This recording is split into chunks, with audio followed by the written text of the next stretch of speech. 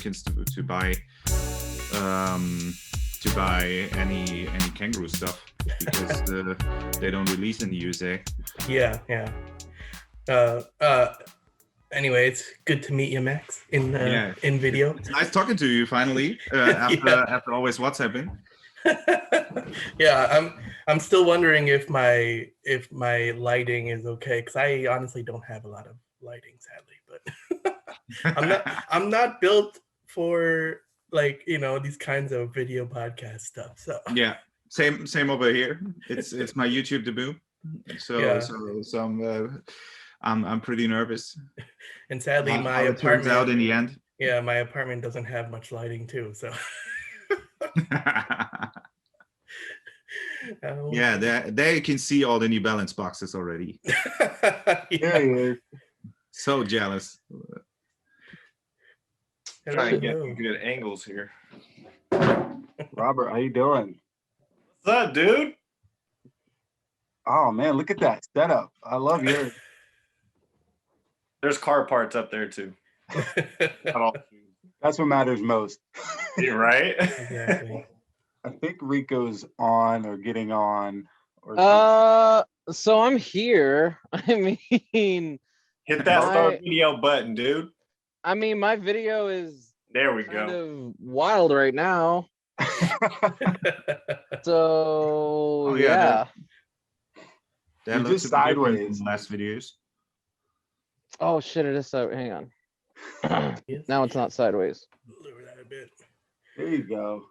We sort of got it. I don't know. I'm doing like a camp out thing where like I complain about drivers on the podcast and.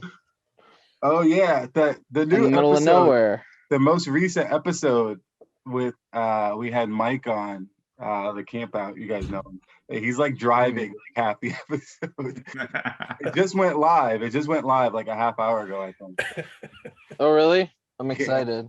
Yeah, he was like doing something and then he like got in his car and he went to the store and was like trying to buy something like during the pod. So I guess me driving around, I'm not gonna feel as bad. No. Doing that. Man, that's why am I not surprised he would do something like that? But yeah. Very him. Every day is something to complain about. He needs to just open a driving school. That's what he needs to do. For real. Does everybody know everybody? I feel like. I don't think I've ever talked with Robert before. Hi, Robert. Hi. Likewise. I was gonna ask what's your IG. Maybe I know you from your IG name. Yeah, I mean, I'm a small IG person though, but no, it's a random. Mine is dude 353637. I don't really post a lot, but when I post, I don't know, mostly, I think it's mostly New Balance. It's been like my screen / username for like the past 10 to 15 years because it was so random, so nobody else would ever have it. So. Oh, good. I got you. So yeah, I think this is the most time zones we've ever had on. I think only Justin and I are in the same time zone. Everybody else is in a completely different time zone. So yeah, this is a first for us. I wanted to get you all together today to talk about the brands that aren't like at the top of the mainstream. I think you all have like some sort of experience with, collecting and buying some, sneakers that are not necessarily like, top of mind for most people that are thinking about sneakers. We can or cannot include, New Balance in that right now. But I know like Robert, you've branched out and started doing like Kangaroos. Max, you always like pop up in my feed with some like new silhouette or some new brand. I think you do like a lot of Sneep stuff that I like, I'm always like, man, that's so awesome. It looks so great on foot. And like last week with the new Diadora or the relaunched Diadora. And then Justin, I think you've purchased Mizunos and everything. So I tried. Yeah, so I really wanted to get you guys on to like talk about like the smaller brands and like what what attracts you to them? What are the things that really stand out about these brands that really, people should take notice of? And so I guess we can start. Let's start with the farthest time zone with Robert and go east. I'm the furthest. Yeah, I think you're so. West Coast. Ah, come on, Max got to be the furthest. Well, he's what are you, 13 hours ahead, Max? From Robert? It's 7 p.m. right now. Yeah. Oh Jesus! Why you gotta throw me to the wolves? Okay. Well, we'll talk about why you started to get into Kangaroos. I think that was like, because for me, I always knew you as like a big New Balance person, and then I know, even Max kind of said it earlier that like you had jumped to Kangaroos recently, and I know like we have had that conversation, but like I don't think everybody else knows like why that happened and why it was Kangaroos. Well, just like obviously over time, seeing releases on IG feeds and whatnot, Roos have always kind of like had my interest, but my OCD wouldn't allow me to have like kangaroo boxes amongst all these New Balance boxes, right? Another side note to that is I'm actually part German. And my grandma immigrated here from Germany. So I had like a tie to Kangaroos just from that simple fact, like, oh, made in Germany shoes. I'm German, grandparents from Germany, yada, yada, yada. Quality of the shoe. I'll just grab one real quick. This is the new John's Room. Everyone should know about this one. Great shoe. But quality, leather, stitching, everything. It's German craftsmanship. It's what I know from my grandparents. My grandpa was a machinist. I know how meticulous he was, how precise he was with like machine work. My other family is like the same way, same kind of feel, like engineering type stuff. So I think it's just attention to detail and craftsmanship and finished product is kind of just like in the blood, I guess, of a German, so to speak, or at least in my experience. So when it came time for me to explore other brands, Rue was number one. And then I kind of jumped like knee deep. I'm freaking like 15 pairs in now. Jeez. And that was like within a year. Oh, yeah. I think that same year I probably bought like 3 pairs of New Balances, and then the rest were Rues. Wow. Jeez. Yeah. And I haven't bought any Kangaroos. Like they've always been super high quality. Like and I noticed like the meticulous details, like you had said, and that has always been something that I like on shoes. I like things that like no other brand is doing, and I like to see, when there's quality stitching, quality materials, but they're very pricey, aren't they? They are very pricey. However, if you let them ride out for a little bit, you don't have to jump on every single release like a New Balance or a Jordan. You don't got to be on your freaking computer like ready to pull the trigger. It seems like these pairs sit, and if they sell out like on the let's say the Sin City 2 that dropped, it sold out quick on their website, but then other retailers get them too, and then they sit. So you have opportunities to get these shoes, and in some cases they even hit sales. So which one is it? The 000. The 000 I think was selling for like under 100 euros recently. Sheesh. Yeah. So it's a waiting game too. It just depends how bad you want them or how fast you want to get them. Yeah. Max, do you have any Roos? Yeah, I have some pairs. I have a few pair, the Mighty Forest. I had the jelly pair as well, but it was just too red for me, so I sold it afterwards. But not too many pairs, honestly. I always like to have like different brands in my collection. I have like 7 or 8 different brands in my collection.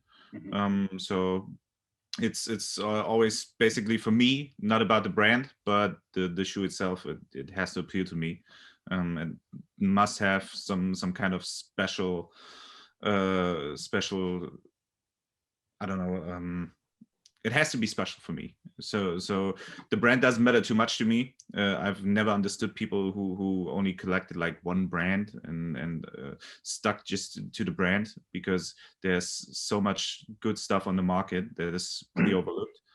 So for me, it's always about the shoe itself, and the special colorway, the material. It's the idea behind it, the craftsmanship. So yeah, kangaroos are always pricey, but in my opinion, they are worth the money, because it's so well put together with great work. The workers are paid properly. It's not like a Nike shoe that comes from China for minimum wages. Yeah. So I kind of like that. Justin, do you have any? Surprisingly, I believe I have one. I still have it somewhere, but years ago, I actually won the raffle with a few to get the jelly pair with the special box, that whole huge Oh, box yeah. and everything that came with. That was pretty cool. But no, it's an awesome. I really like holding it in hand, to be totally honest. just feeling just feeling the material that they use to construct the shoe. It's definitely like on a high level. And to be honest, I'm a bit afraid to put it on right now, just because I'm not so sure about the sizing of the shoe. Like, I'm still a little bit apprehensive if it's going to be too tight or too loose, but I'm enjoying everything else that I got with it as well. I mean, to be totally honest, the main reason why I participated in that raffle was because I saw the box and I saw all the extras, and I I read the story about why a few did that, and that hooked me all the whole way. So like Robert, I know like you made the switch. How do roos compare? Like I haven't had one in hand. I'll have to be honest. Like how do they compare? I know there's always like the made in USA, made in UK, New Balance debate. Like they're super high quality. The materials are insane. How does roos stack up, like in your opinion? I think as far as quality goes, it's no dig on New Balance whatsoever. It just comes, the quality surpasses New Balance UK and USA, in my opinion, only because their production numbers are so small, I think. Yeah. So they have more time to focus on quality control before a shoe gets sent out. And they're making like what 500 pairs a clip, if that. Sometimes if that. I think the highest I've seen was just this the Sin City. I think that was like in the sevens. I think it was like 700 something pairs. Sheesh. Yeah, that was by far the highest production number for the made in Germany pairs. The normal amount was always about 300 pairs, more or less. Yeah. And they stacked it up a bit on the last collapse, but it's always super small quantities with super high quality, and nearly never a flawed pair. Right, and almost every pair has its own custom box, extra laces, little extras here and there. Even if it's not a collab, even if it's just like a Roo shoe, just a freaking general release.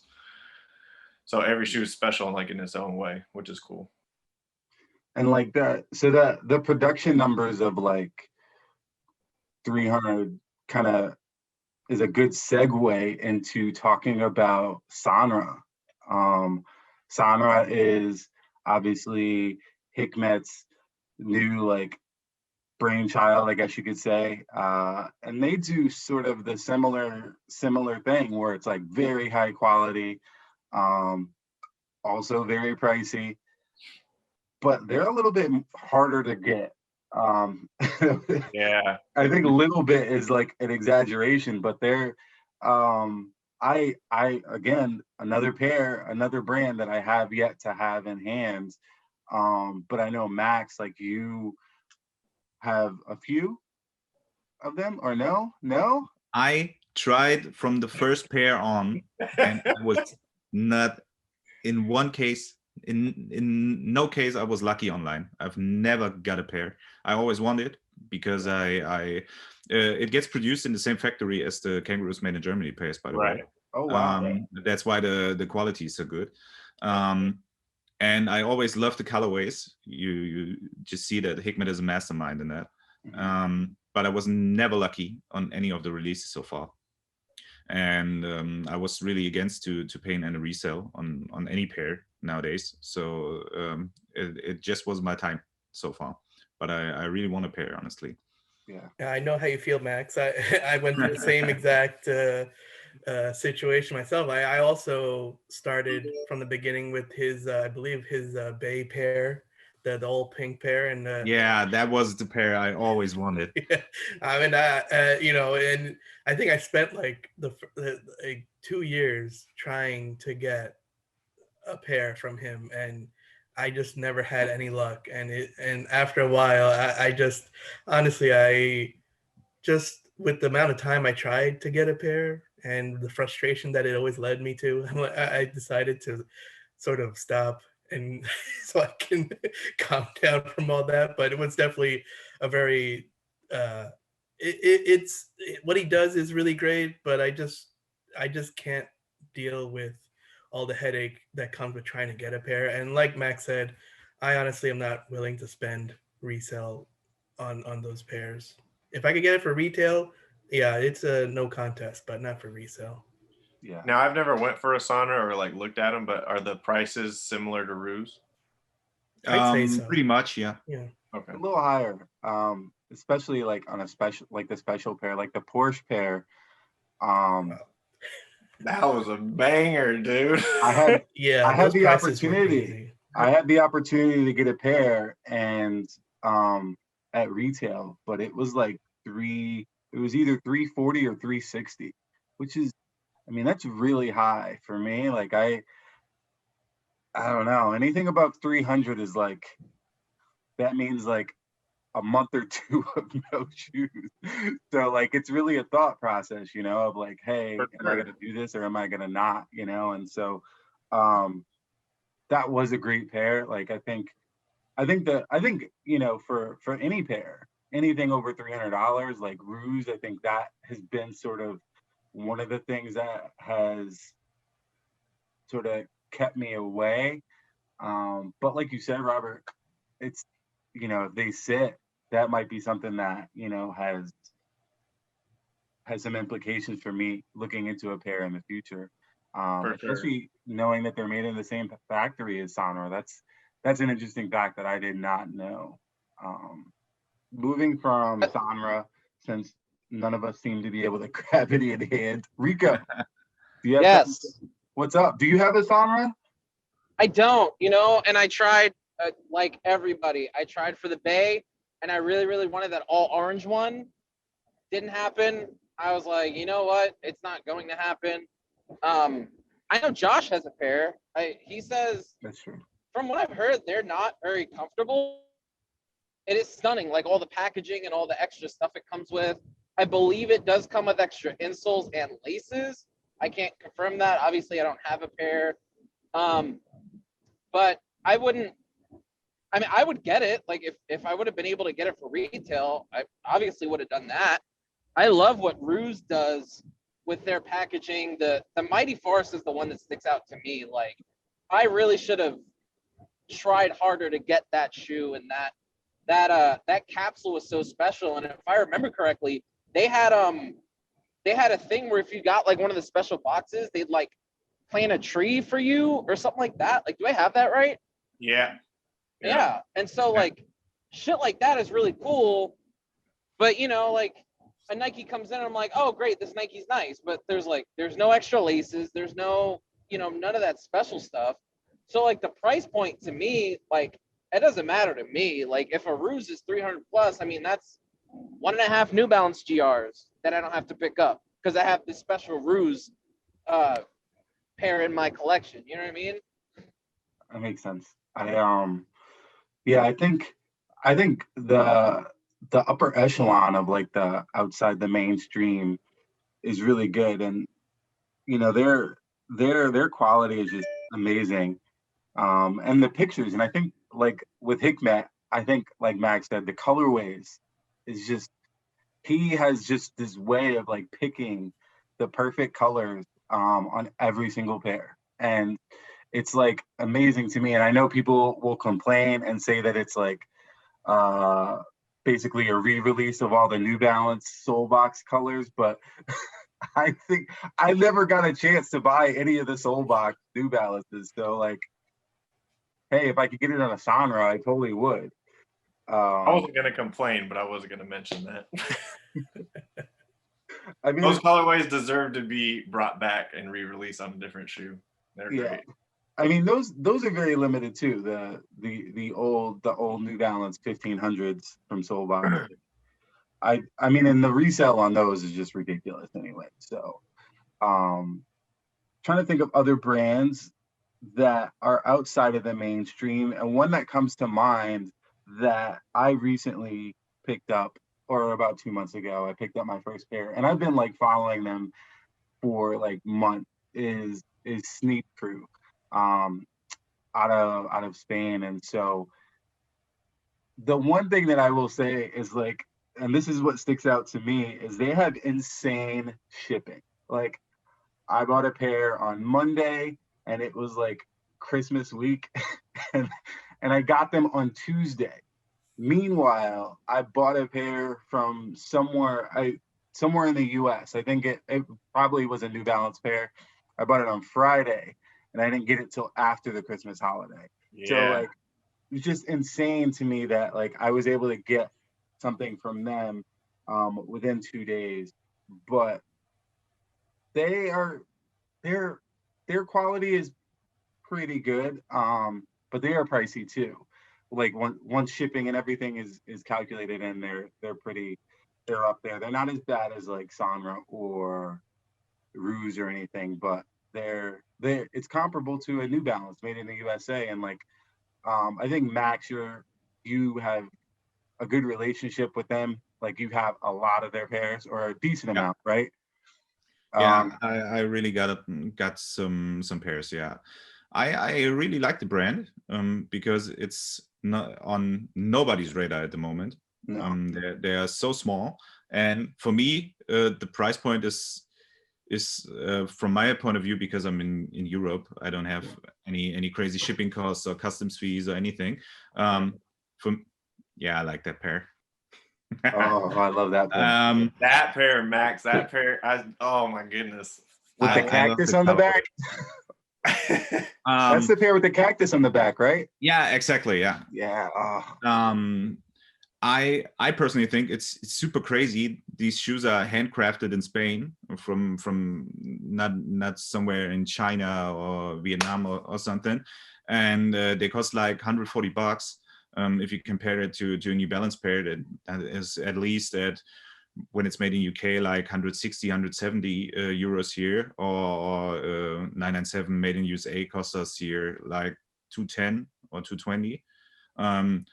The prices are super low in my opinion for handmade pairs, and the quality is pretty good. It's not Kangaroos Sonra good, but it's still a pretty good quality, and it's good quality materials. It's well crafted. I've never seen any pair with any glue stains or something. It's just perfectly made out, and for me it's a really great brand to watch and to get into something new, because it's so overlooked. I don't see a lot of people wearing these. They're super small. They have like a physical store in Spain somewhere, and do the rest over their e-commerce, I think.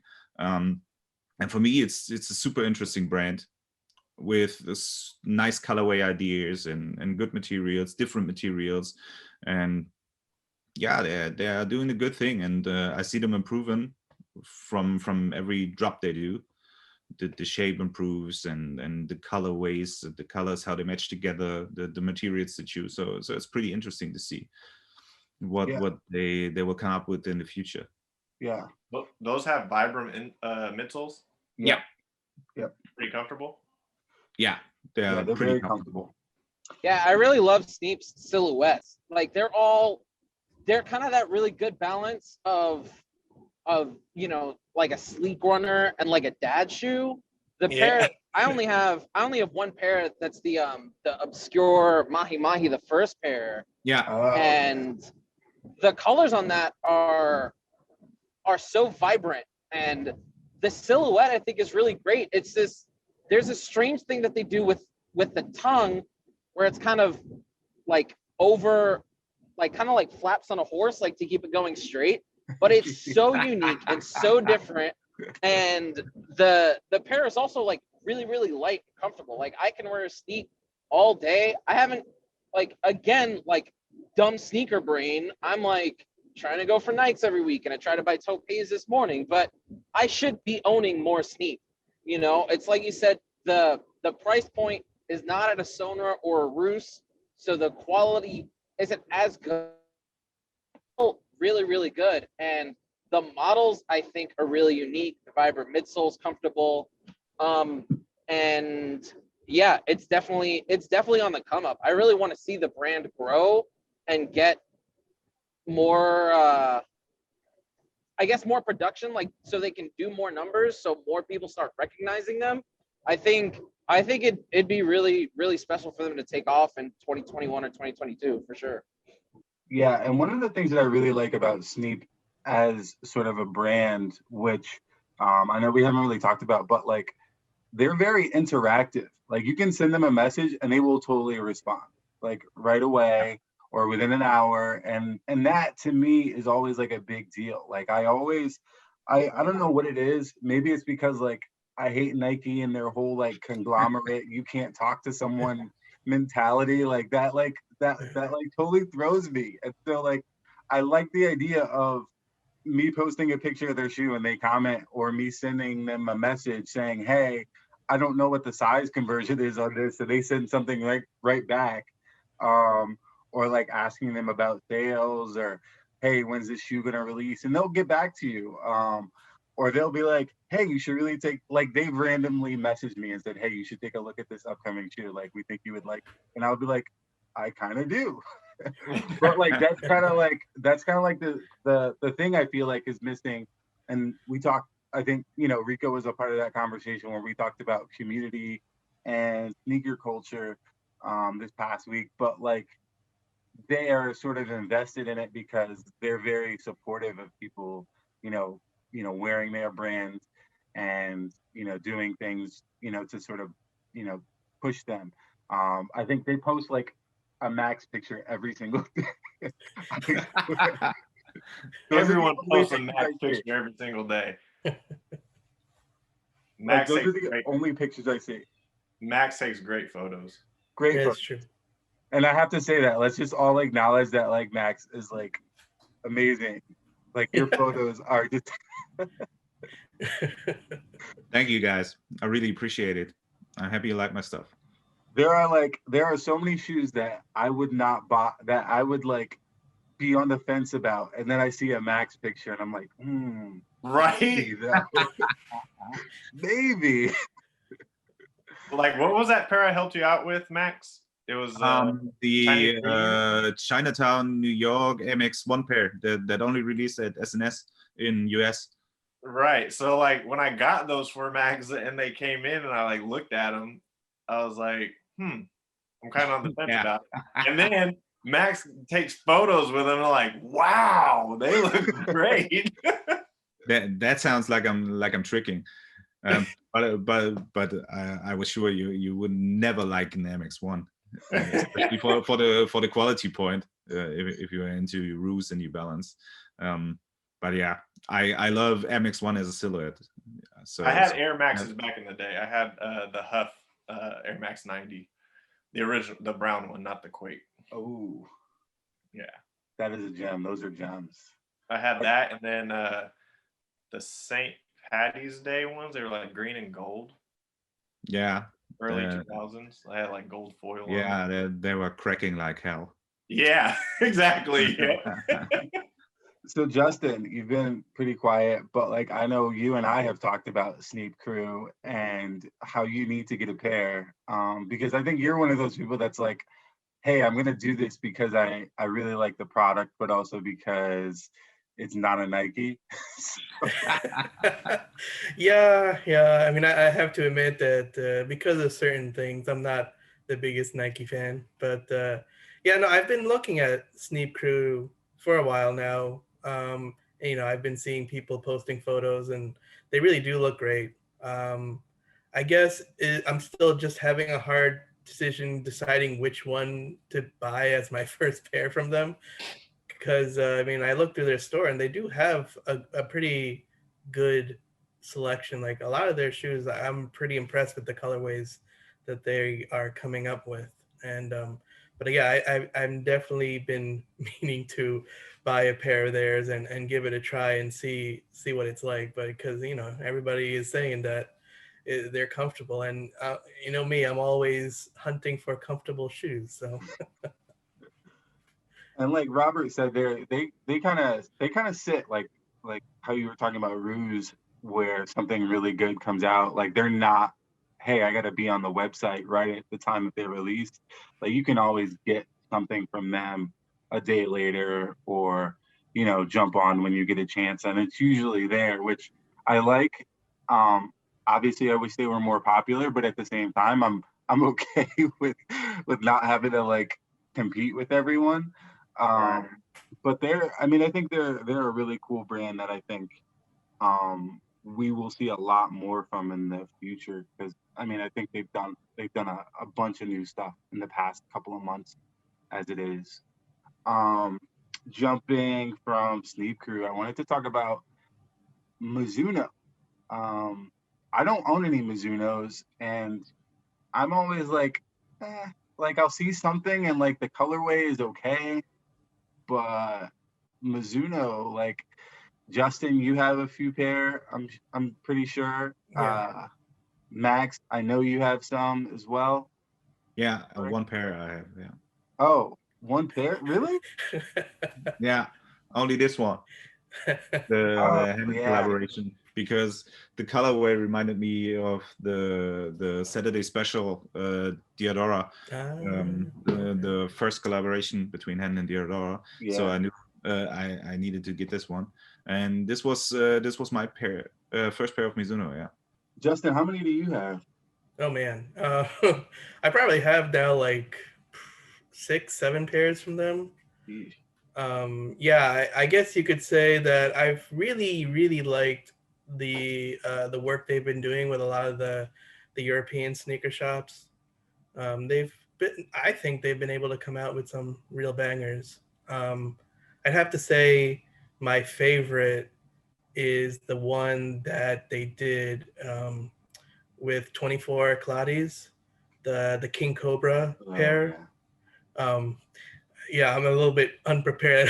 I don't have them right now in hand, but I really love the styling of that pair, and the tongue looks amazing, and I mean, in addition, it's just really comfortable. Like I've worn them so many times and had no issues with them even ever killing my feet at all. So that's another reason why I love the Mizuno pairs. But yeah, just what they've been doing the past couple of years has been really interesting.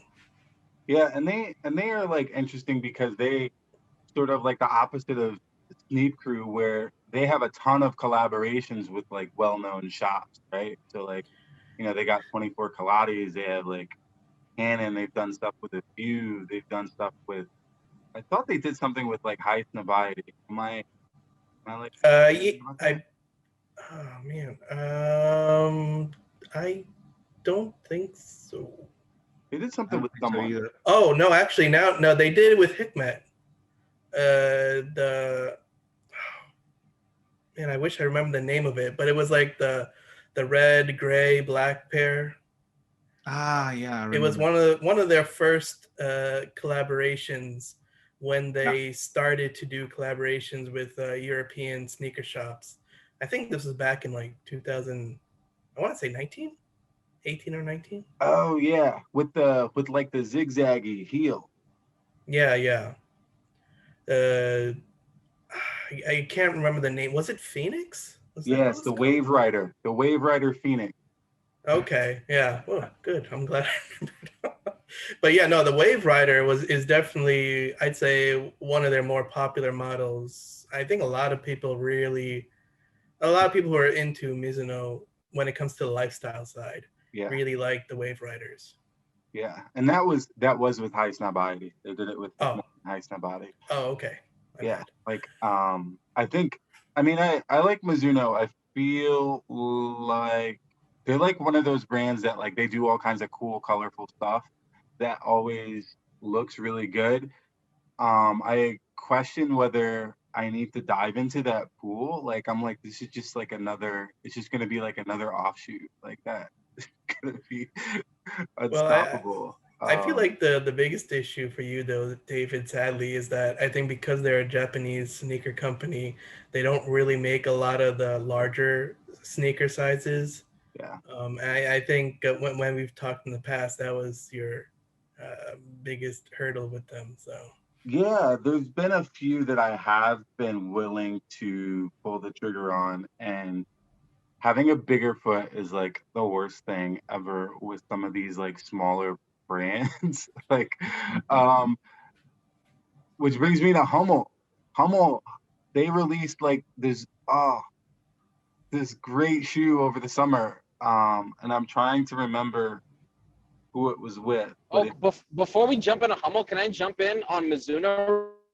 Mizuno, because brand, like it's been around forever, and I know that they've done like sports wear stuff, like yeah, like cleats and things like that, yeah, exactly. specifically for baseball. So I don't know if anyone knows, like if a few years ago something changed within leadership within the head. All right, well, we're gonna start putting out runners and like doing all these collabs, because it really because the first pair I really took notice of, I don't own a pair, I really should, but I don't, is that grayscale pair, the one that was just a gray upper and I think it was a black midsole, and I thought that pair was awesome. It came with like these this really weird shade of blue laces and so I wish I would have done the research beforehand, like before jumping into this episode, but I'm really curious now to go back and look at kind of where the change was when they started doing more runners and like, I guess, streetwear type sneakers with, with all these brands. I was just curious on that. Well, yeah. Sorry, David. No, go ahead. I was just gonna say that the thing is, I mean, Mizuno technically has been doing runners probably longer than baseball cleats. It's just that they just haven't really been popular in that scene outside of Japan. But I think just like 2-3 years ago, they decided they wanted to build out their lifestyle scene a lot more. And then that's why they decided to create this, they call it the Kazoku Project.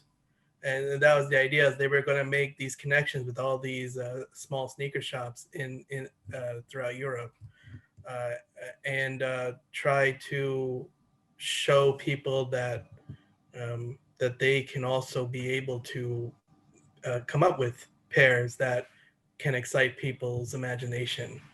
And so I think that's why maybe it seems like it's all of a sudden kind of new, but it's actually, I think it's just them trying to re-engage with people who maybe they think that they want them to know more about Mizuno, I think. So Justin, thank you so much, man. I wasn't aware of any of that stuff. I mean, the Angel Share is one of the best pairs of, was it last year or 2019?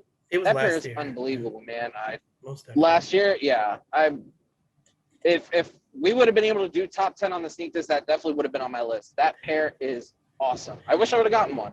Yeah, definitely. That was in my top 10 from last year, was that pair. It was definitely, Hannon definitely like killed that pair in my opinion. I mean, Hannon, everything they touch, I think I'm always like, wow, like. No, I totally agree. I have to say they're my favorite EU shop out of all the shops. They're definitely my number one. Not a U anymore. Brexit. Well, that is true. I'm sorry. Let me reiterate. They're my favorite sneaker shop in the Europe sphere. Yeah, for me, Hannon and a few both never fail when it comes to collaborations. It's always the story, the packaging, the marketing. It's always perfectly made out. Yeah, I definitely agree. I would say that like the one thing that's interesting too is like when you think about a brand like Mizuno, or just most of the runner brands that like I think all of us follow, they all have these runner silhouettes that have been around for years. And so the problem is people aren't running in them, right? So like with Mizuno, I think they had to make this realization that, hey, runners are popular, but they're not popular for running. They're popular for lifestyle. So how do we make that transition?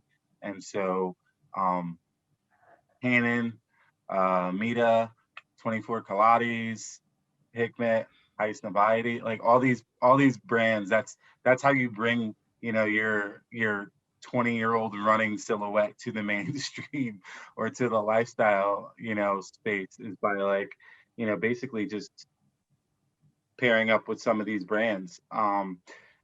Hannon, so Hannon and Diadora, like, I mean, there is probably for every shop there is like the perfect brand, and for me, I would say for Hannon, I think Diadora is like whenever they drop a Diadora, it's unmatched. Like I can't, like I was the last pair I entered one raffle for and I didn't win, and I probably could have entered more, but like I didn't, and I feel like such an idiot because that pair is absolutely beautiful. And I feel like the only time I look at Diadora, especially now, is when Hannon does stuff with them. How do you guys feel about like Diadora? I don't know. Diadora, for me recently at least, has definitely fallen a bit. I definitely don't look at Diadora as much as I used to. I guess it's because maybe I'm in the same boat as you, is where for me Diadora came to my eyes because of the collaborations that they did before, and I never really got into their GRs so much, and I feel like they haven't really been doing as much as they were a few years ago, and so it hasn't really, I haven't actually been watching them that much at all. But yeah, I mean, it's definitely interesting to see when all of a sudden one of the big Diadora collaborators decides to drop a crazy pair. Then all of a sudden the Diadora hype goes crazy again, like with what Packer did last year. That was also a crazy one too. Yeah. Yeah, I always look at Hannon and Packer as the two, I guess, Diadora kings. I mean, they've made two of the best ever in limited editions, but that's a whole other conversation because no one can get any of those, except for Dave, apparently. But aside from that, you know, Diadora, man, like they do, it's like you have the GRs gone. Like there are certain Diadora GRs that I used to see on someone like Max, on someone like Zapatero 45 or something. I can't remember his username, but they look outstanding. And Diadora is another one whose pairs just sit, like they just sit their GRs. And I don't really focus shifted, but I thought the Only Built for Cuban Links 2 that came out late last year, I thought that was a really solid pair. Obviously the Transit 3s are amazing, even though like it took a while for it to grow on me, and I still need them in a size 10. So anyone help me on PayPal ready all the time, because like I have the other two, so like I just, my life feels incomplete without that third. I hope. And they also had that one collab that was like the Vino. I don't know who that was a collab with. It was 24 that Pilates. Yeah, 24K. Yes, 24 Pilates. Thank you. So I hope they get back to it. I hope, you know, maybe not Hand, maybe not Packer, but I hope other shops like 24K, like AFU, like really pick up the slack and try to bring Diadora, I guess, back into, that must need collab for like runner enthusiasts like us, Yeah. Do you think we'll see another Kith and Diadora collab? I don't Oh, think I it's muted gonna myself. happen. I hope so. I mean, that Intrepid one, that from Sol to Rio, that's probably a top 3 Diadora to me. So I hope so. I mean, Ronnie's kind of shifted into wanting to do like, it seems like more higher end stuff. I don't know if that's just because like the Paris store is like so gaudy. Like seeing all the videos of that store, it's just ridiculous that's Very what it true. looks like. You know what I mean? Like Oh, it's so outrageous. Like from a streetwear standpoint, that like, fam, that's what your store looks like. Come on. But hopefully they go back in with Diadora or pick up some of the slack. A Kith Mizuno would just kill. I'm sure Ronnie would be able to do anything with that silhouette, with that angel share silhouette. So yeah, we'll see. Well, I know that when Mizuno started the Kazoku project, I think the same year, Ronnie slipped into his IG, him wearing the OG colorway of the Wave Rider. So I know Ronnie knows about Mizuno. It just depends on if Mizuno can convince him to do something. From what I know about Ronnie, there are a lot of projects that I think he would do, but I think in terms of the financial aspect and what it does for his brand and for his prospects in the future, I think that outweighs doing something because the fans would want it, or because he thinks it would be necessarily an interesting product. A lot of times, I'm not saying that like he won't step out here and there, but like it seems like that. Of course, like with the Paris store, like he wants to occupy that higher end space, and so what are people going to line up at the Paris store for a Mizuno? I don't I don't know how that would go. Like like I don't know if that audience is attuned to like to making that money. Like I don't know if he can justify the money that he dumped into probably that store to sell like a runner brand that makes 1,000 pairs of something and at $140 a clip. Like I think he's looking a little bit higher than that, but that's just my personal opinion. Ronnie, prove me wrong, I dare you. So we'll see. So I wanted to talk to, and this is like my personal favorite. This is like my number. I don't know if they're number 1 or number 2. They're my number 1 because if they release something, like I'm gonna buy it, I'm gonna support because I know them, but also like I think that they do a lot of great stuff, and I have personally seen like a huge change over the past couple of years, and that's Saucony. So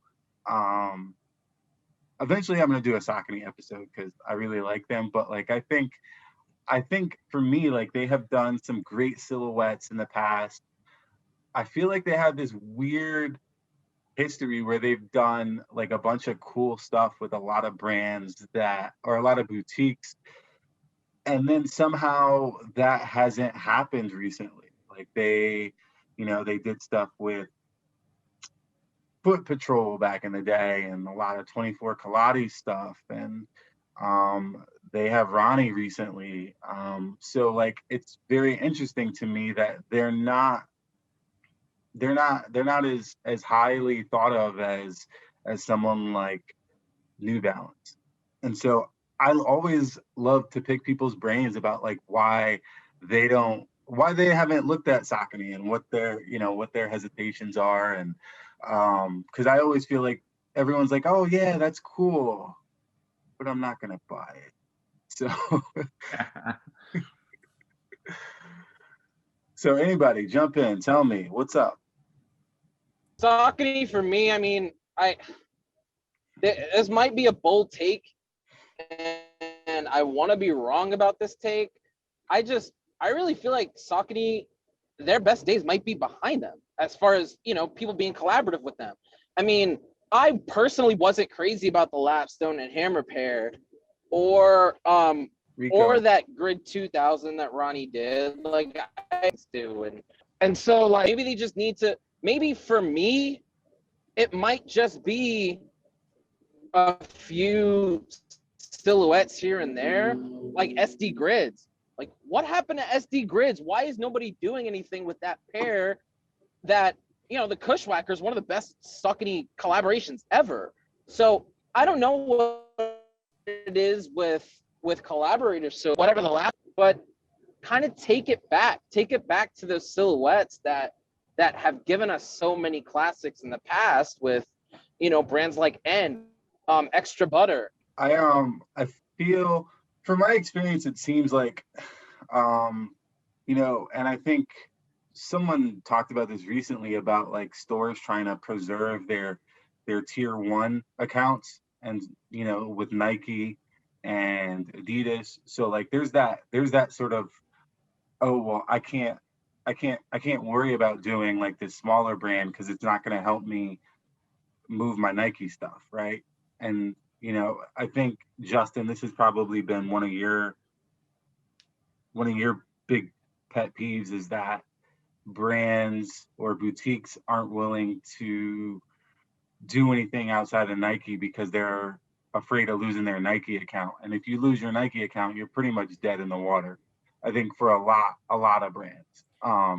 Yeah, I mean, it's sad that some stores they pretty much live off of Nike. I mean, it's literally their bread and butter, and if they lose that account, I mean, that's pretty much the end of their business. It's pretty sad, but it's true. Max, do you have any thoughts on Saucony?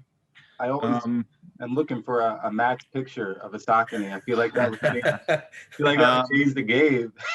I don't see that for me. I don't know why. I cannot tell you precisely why, but Saucony has just never get some attention of me. For me, sneakers is something that's making a big part of me, and it's some sort of emotional stuff. And when I look at it, the shoe has to do something with me. So I need to want this pair when I see it. And the Saucony silhouettes have just never appealed to me, like a Diadora N 9000 or an Asics Gel 3 or the MX1 or the New Balance 1500s. They've just never got me like that. And a friend of mine has some pairs, and all of these pairs have always heavy quality issues. Always glue stains all over the pair, stitching not properly made. And when I invest some money in a smaller brand, it has to be good. If I buy an MX1 and the stitching is trash, I know that it's not what it used to be. But if I buy a smaller brand, I expect some more quality of it, and I kind of missed that on the Saucony pairs. So it was never something I needed to get.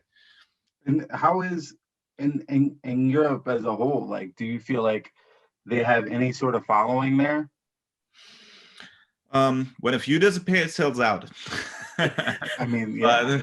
But personally, I don't know many people who are wearing any Saucony stuff. It's always about, from the collector's point of view, it's always about New Balance, Asics, Nike, Diadora, stuff like that. But it's never Saucony. But I can talk for whole Europe, of course. But yeah. From my small circle, I know like one or two persons wearing some Sauconys, but not collecting them at all. Would you wear a pair if they sent you a pair? I only wear stuff I like. Of course, they're cool pairs. I see the few pair in the background of yours, the Goethe pair. I really love it. The colorway is just insane. Yeah. And if I were more into Saucony, I would have gone crazy for that pair, probably, because the colorway is just perfectly made out and the details are crazy good. Yeah. But it's still something at the whole design of the shoe silhouette that's just not appealing to me. I cannot put a finger on it, but it's something isn't right. I cannot really tell you what it is, but Saucony is just nothing in my main focus, even though I look at a lot of brands. Yeah. Yeah. At least in my opinion, I mean, you might not like what I say, David, but at least in my opinion, Saucony feels like that they don't really want to try as hard as they were years past. I don't know. I just get the feeling that, I mean, once in a while, they'll release an interesting colorway that they attach some story to. But I feel like overall, I feel like they could put more effort in trying to work with brands to come up with interesting colorways. But I feel like recently they haven't really been doing that. They've been more internal and trying to come up with things on their own. And it just seems that it hasn't been working out the way that some of us would like to see it work out. I have to say, probably my last pair that I bought that was Saucony was from Sneakers 76. I believe it was their 5th year anniversary when they were releasing for that 1 year pairs from different brands, and their last pair was a Saucony. I forgot the name of it, but it was like blue, white, and red pair. It was really cool. The red toe box. Yeah, exactly. Yeah, and that was I would say that's my last pair of Saucony. I really loved what they did with that one, but yeah, it's just since then though, sadly, Saucony hasn't really jumped out at me. Was that the Jazz? Was it like No, it was the 5000. Oh, I know what you're talking about. Yeah. Wow, that was a while ago. Exactly. All right. Well, obviously I really like Saucony. I think they've done some cool stuff. I like what they are doing this year with the Jazz anniversary. The Jazz Court is like really cool shoe. I think yes, I would like to see more collaborations. I feel like a few of the European shops could do some really cool things. Like Hanan could do something really cool.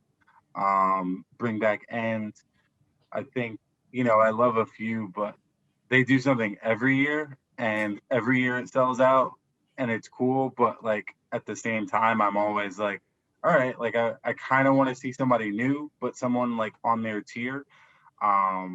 So, I'm always hopeful that we'll see something new from them in terms of like just boutique collaborations, like bring back West NYC, see what they could do. I'd love to see them do something with Feature again. Those casino chip pairs that they did were really, really cool. They do something every year with Feature as well, though. They did that. What is it? These. They're like glow in the dark. The one with the glow in the dark heel, the yellow. Was that like last year? The Area 51 ones. Yeah. Okay. Yeah. No, I remember those, but yeah, it's just I feel like compared to what Feature did with Saucony in the past, I don't know. I just it doesn't I guess stick out to me as much. Yeah. Do you guys feel like, I mean, I think back about like 3 or 4 years ago, and it felt like all of these small brands had like a really big shot at grabbing your attention.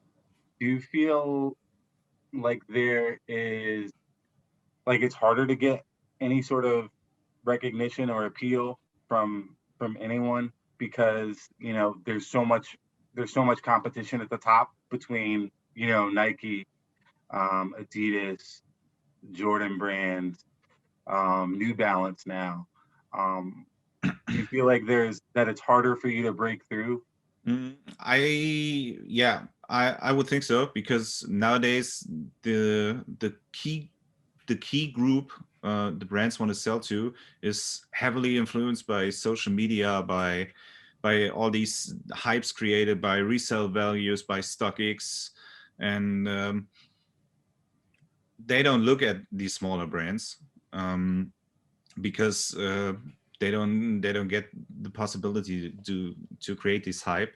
On the other hand, to me, like Diadora did years ago, they put themselves on the map for lifestyle shoes with these store collaborations. But in the end, we as sneaker friends always mistake collaborations as something really valuable for the brand. It's just to put the name out, but in the end, the money is made with the general releases the normal people buy, and not all the collectors.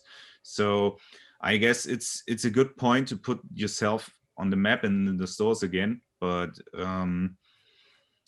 to stay competitive, you cannot just put out store collaboration after store collaboration, because that gets boring sometime as well, and it just doesn't flood in the money the brands need to survive. So for me, it's like, yeah, it's gotten harder, but I get the impression it's not the strategy of all these smaller brands to compete with the big ones. They sort of find their niche and try to live in that one. Yeah. Robert? I don't want to take the easy way out, but Max hit the nail on the head with all that. Yeah, especially like if smaller brands like Ruse, they have their support system, they have their following, their community, and everything seems to be selling well for them. It doesn't matter what collab they put out or what general release they put out, it seems to have a really good response. So why change it? I gotta ask this question.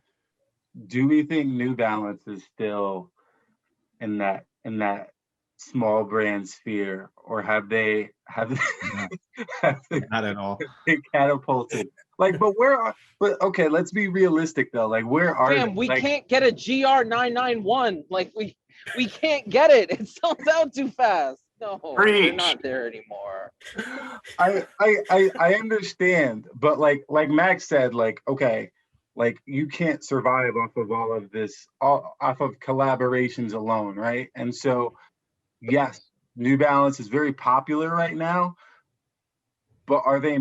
I don't know if that's translating to moving beyond the collaborations, right? I feel like, yes, the collabs move, and a lot of the made in the USA stuff moves, and a lot of the made in the UK stuff move.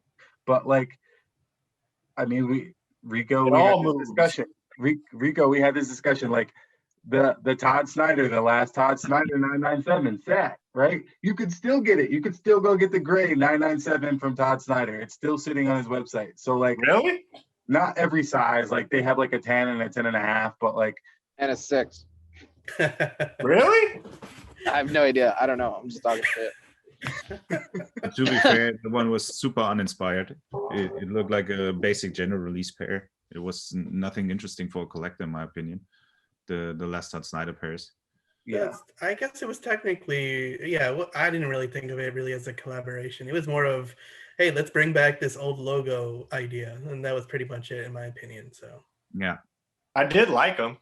oh yeah, no, I definitely liked them, but it was a wasn't. shoe. It wasn't a collaboration, though, in my opinion.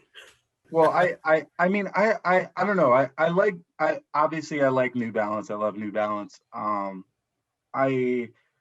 I think it's cool that they're attracting new attention.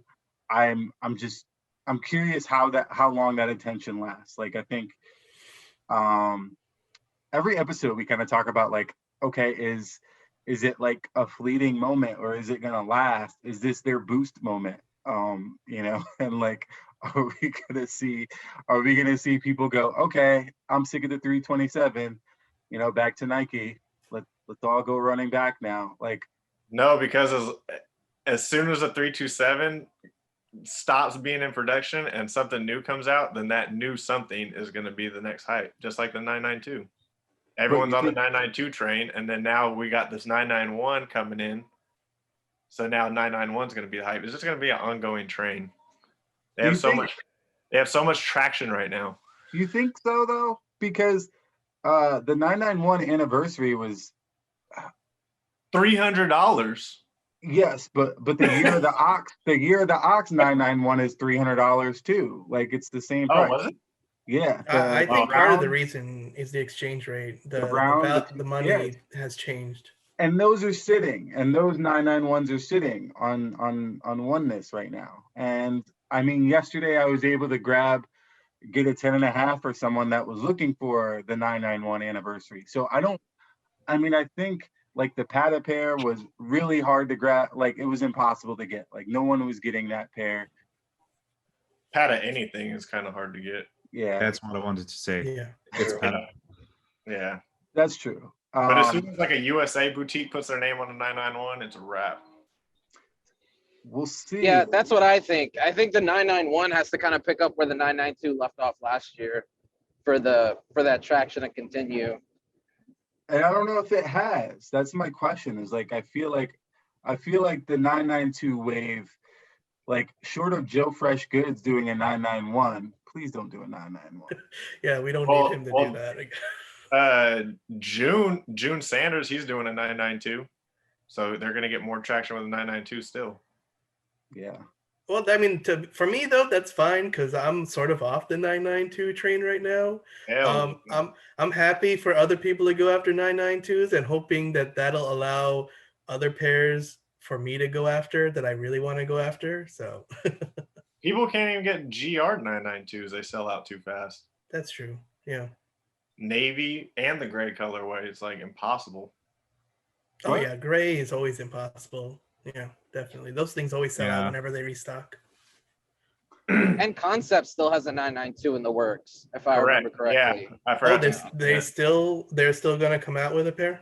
Yeah, Nice. Well, I heard it's close to an NB1 that my buddy did, and if it is, it's gonna be a must-have. I heard it got canceled though. I heard it just got postponed. Interesting. Yeah, and there's another one in the works too, but it's not a 99X, but it's still Yeah. interesting. Interesting. I mean, I heard that New Balance is going to have an interesting year this year. So, I mean, I'm looking forward to what New Balance ends up putting out. But at least in my opinion, for now, I personally feel like there hasn't been the hype like transition yet that I've seen this year for New Balance. But honestly, I wouldn't be surprised if that's just coming down the road and either next month or the month after, there's going to be something that'll start it all up again. But at least right now, I'm not seeing it. Yeah. Max, I noticed that with you and your pickups from New Balance, you tend to stick with a lot of them made in the UK. Is that Yeah. purposeful or is it I just love the 1500 silhouette. Honestly, it's just the perfect sneaker silhouette. I just love everything about it. The whole shape, the comfort, the look. It's just crazy good. I love it. I bought the 991s yesterday. I was lucky at 11:30 p.m. to finally get a pair in my size after sleeping on the first stores in the morning. It was sold out like everywhere. Everybody was going crazy. So I was happy to pick that up because it's a gray New Balance. It looks just nice. Yeah. I love it, and the quality looks perfect. But I like the 997, for example. I like them a lot as well, but I have a little sizing issue with them. The US 9.5 is too small. The US 10 is slightly too big. It's just not comfortable for me to wear it. And number one for me is always the shoe must be super comfortable.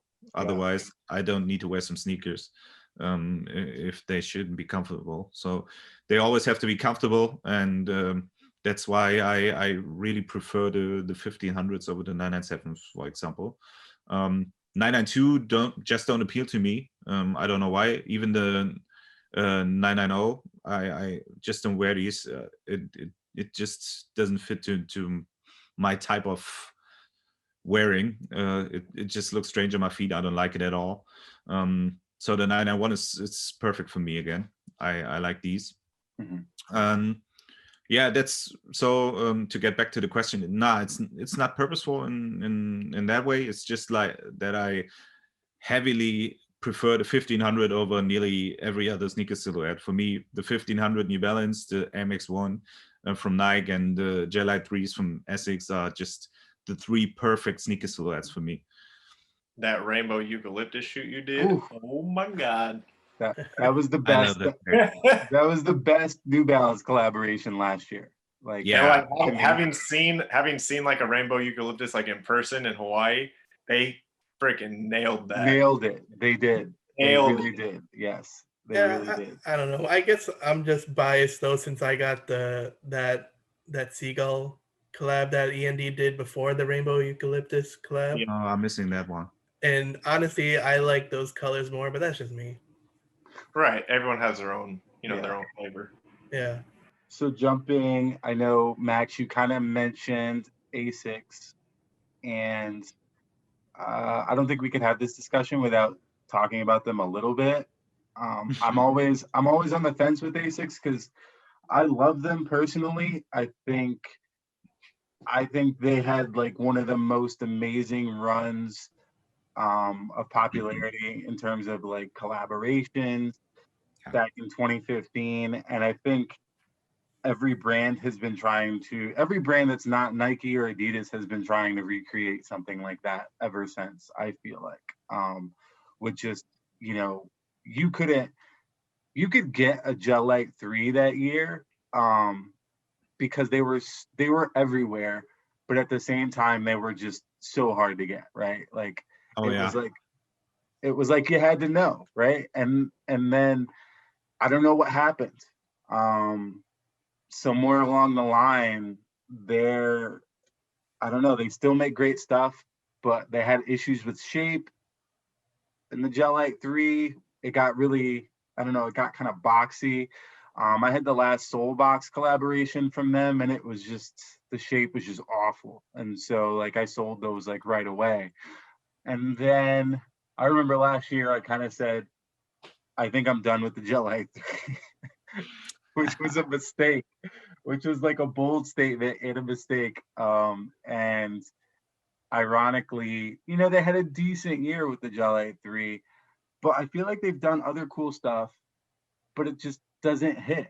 It doesn't hit like the Gelite 3. It doesn't hit like the Gelite 5 wave that we went through. I don't know. I guess we are kind of mistaking it because we are, like we always do, we are looking from our sneaker collector's point of view. The Gelite 3 is just one of the most important silhouettes for Asics in terms of lifestyle sneakers. And 2015 was the prime year for them because the shape was perfect, the ideas were great. The pairs coming out were just flawless. They were perfect. I bought a lot of these pairs in 2015, and after that, they made something wrong with the shape. Collectors were really put off by it, and in that time, the brand, in my opinion, switched the whole strategy with getting on this dad shoe hype that came up, this bulky stuff with pairs like the Cayano 5 and other old running silhouettes that became lifestyle sneakers afterwards, like Gel Venture 6 and pairs like that. And they just shifted their strategy. So the Gelite 3 still exists, and they improved it, but it's not a main focus like it was in 2015. And I get the impression they don't sell too bad, because I see a lot of fashion people now wearing Asics that would have never worn them before. It's just not the sneaker head point of view the brand has anymore. And yeah, I don't like the new stuff that much, honestly, because I'm a Gelite 3 dude. But I guess they don't sell too bad. Remember, like the Awake collaboration pairs, they all sold out so quick. I wanted the green pair, but it was impossible for me to get that pair. And so I think they are still doing their good stuff, but the Jelly 3 and especially the Jelly 5 or the J Saga, they are just not focused anymore for the brand. Justin, I know you're a big Jelly 3 guy too, right? Yeah, but I guess I come at it for that's sort of what got me into the sneaker hobby. Seeing because I got into the sneaker hobby a year after 2015, so I did not did not know anything about the glory year that was 2015, but when Ronnie did his 5-year anniversary the next year, and seeing the super green, that was really what got me into sneakers. Seeing what somebody could do with a colorway on a sneaker with that was good quality too. So yeah, I mean it's definitely been a main focus of mine in the beginning. I know I really bought up a lot of Jelly 3s back then. Um, but I guess as Ronnie also sort of shifted his focus away from the Jelly 3, it feels like that Asics also shifted their focus away from the Jelly 3 as well. Just like Max was saying. I've been trying to see what new stuff, if I can really get into it. I do like the idea that they've been doing when they're trying to fill the whole midsole with gel, which I really appreciate. Definitely adds to the comfort aspect of the shoe. And for me, the Kayano 5 360, I think it's a good idea. I've been trying to get some more pairs of those and try them on, and I've enjoyed them. But yeah, I could say that compared to like 2-3 years ago, I'm not as big with Asics as I was, but I still buy it whenever a fire pair gets released. Like I mean, last year I have to say, yeah, definitely a decent year with the Jelly 3. And Ronnie did a lot of good work, honestly, with the Jelly 3 last year. I mean, he released the Tokyo pack, which I thought, in my opinion, was probably top 3 packs of last year. And then he did the whole 30 for 30 release, which was pretty insane. um, but I mean, I definitely appreciate what he did for the Jelly 3 last year, and I do, and it's just yeah. I mean, it's always going to be on and off for me. It's not going to be my main focus like New Balance is, but it's always going to be like on my peripheral vision, I think. Yeah, the Jelly 3 is my favorite model of all time. It's perfect. The split tongue or not, it's perfect. It's perfection. So seeing all of these OGs come out last year with all these weird shapes and the bulbous toe box, I was devastated. I was like Don Corleone in Godfather, look, what have they done to my boy? Like it was just so bad. But then Ronnie kind of picked up the slack. The OGs kind of got better. They had like the cream pair and a couple other pairs that sat. The shape on those looked a lot better. And I don't know. I mean, I don't know why boutiques kind of have gotten away from the Gel Light 3, but I hope they go back to it at some point. I thought last year was going to be a huge year for it because of, Weatherspoon, say what you will about him, but he knows how to build and create hype. I thought it would get big with that. But it really didn't take off like I thought it should. I thought there was going to be a whole string of Gel Light 3s to follow, especially for the 30th anniversary. But, we'll see what happens. I still have fun going back and still trying to get all those old pairs from 2015 that I didn't get to. The only one that I think I actually got in 2015, I don't know, maybe that was a couple years ago, was the Hannon Solstice. And then I just got the Foot Patrol Squad a couple days ago, and that pair is gorgeous. So, I mean, it's still fun. I like that Gel-Lyte 3s aren't, aside from maybe a handful of pairs, they don't really break the bank for you. Like, you could still find them at pretty decent prices. So, I mean, I still have fun with them. I still enjoy them. It's my favorite shoe of all time. Speaking of price, Ricco, don't crash. Speaking of prices, I wanted to talk about what is too much? What is too much? I think we talked earlier just about Ruse and Sonra being at $300, and I remember for a while, resale, nothing that was in the runner space would ever eclipse that, and if it did, it was something super special. In terms of retail, I know with New Balance, a couple of their pairs, I mean, speaking about yesterday's pair, the 991 anniversary, I mean, that pair was expensive. What is too much? Are sneaker brands charging too much for, or some of these smaller brands charging too much for their product? So if I can, I'll tell a story real quick about maybe smaller sneaker brands charging too much, because there's an independent brand out there, I'm not gonna say the name, but there is this shoe coming out, they're making 50 pairs of them, and I commented on it, I was like, man, this L is gonna suck, or I said something cheeky like that, and he was like, you know what, I'll just send it to you.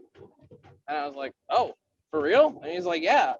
So I paid him the money. It was not cheap. It was I believe around $380. And then I got the shoe in hand. Oh, but it was one of the worst. And it's the shape was okay. It's the hardest the midsole. I kid you not. I thought it was cardboard. I thought it was just cardboard. I didn't even put it on my foot. The outsole was coming off. There were glue stains everywhere, and there was apparently only supposed to be 50 to 100 pairs made. So I was able to send them back and get a refund, but when you're a small brand and you want to charge $360, $380, I mean, you better be able to deliver, man. What's the saying? It's undersell, over deliver.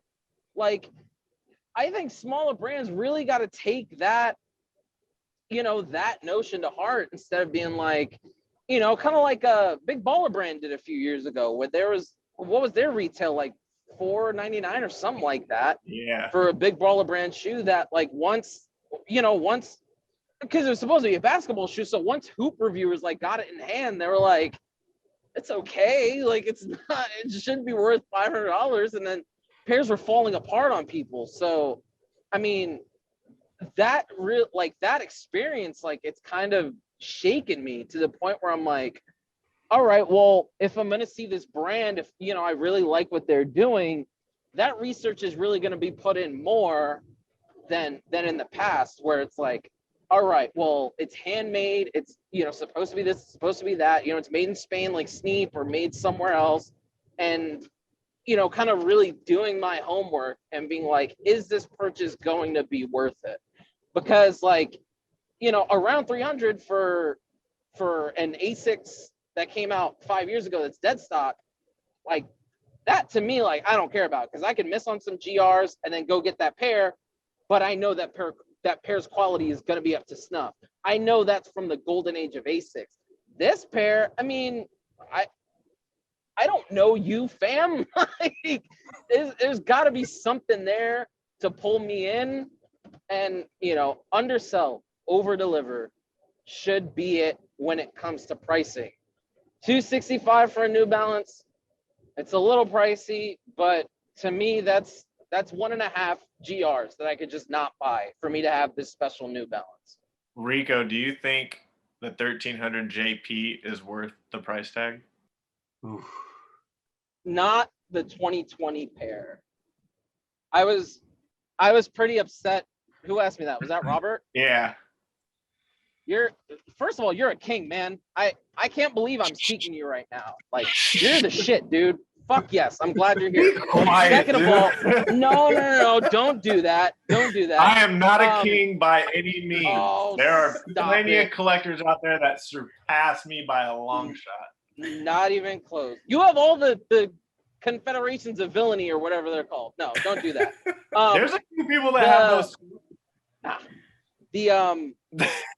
The 2020 JP3, I mean, I was really disappointed with it, to be honest.